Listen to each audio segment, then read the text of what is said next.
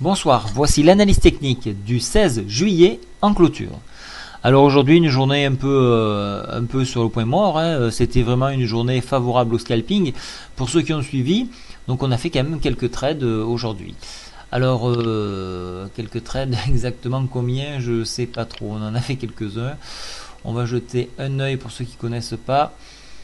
Voilà tous les trades du mois. Donc alors on en a fait 1, 2, 3, 4, 5. Voilà, 5 validés. Et celui-là a clôturé donc 6. On a clôturé 6.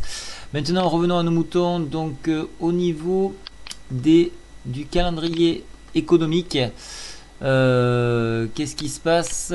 Alors on descend. Alors voilà, donc demain très important, on aura une statistique allemande qui aura énormément de poids. C'est celle-ci, c'est le ZEW. Hein, alors je ne vous le dirai pas en allemand parce que c'est très compliqué pour moi qui ne l'ai pas pratiqué. Le discours du gouvernement de la banque donc en Angleterre peut avoir une certaine influence. Mais pas. Il faudrait vraiment qu'il y ait quelque chose de particulier pour que ça bouge. Donc on attendra plutôt 14h30 pour avoir un deuxième mouvement donc sur les prix, sur l'indice des prix à la consommation. Donc retenez bien donc 11h et 14h30 pour les deux mouvements sur l'indice parisien. Donc alors qu'est-ce qu'on va avoir d'intéressant par la suite? Tac tac tac tac.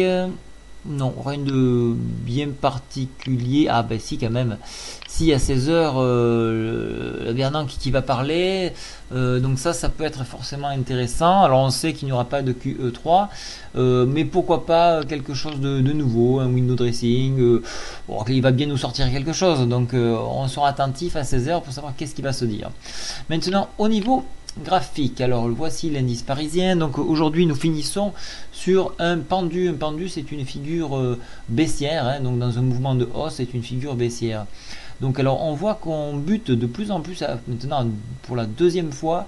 On pourrait compter celle-ci également. Allez, on va dire pour la troisième fois sur le Fibonacci ici à 38,20%. Donc ça c'est problématique parce qu'au plus on va buter, au plus on va créer une résistance et donc une difficulté à la dépasser et venir au contact des 3200 points. Alors une bonne chose c'est que nous avons préservé la médiane de la fourchette d'Andrews. Donc ça aussi c'est autant pour les baissiers que pour les haussiers, on est vraiment pris en sandwich sur cette zone, donc entre 3181 pour demain et 3164. Voilà dans quoi on va évoluer aujourd'hui. Un quelconque dépassement entraînerait ou un retour sur la MM20 sur les 3150 ou un retour sur les 3200. Voilà un petit peu le plan pour demain. Moi je pense plutôt pour une figure baissière, donc si je me réfère à l'analyse graphique. Au niveau de l'analyse technique, donc on voit que la MACD commence de s'écarter, donc ça c'est assez négatif. Donc maintenant on peut dire qu'on a une tendance négative sur la MACD.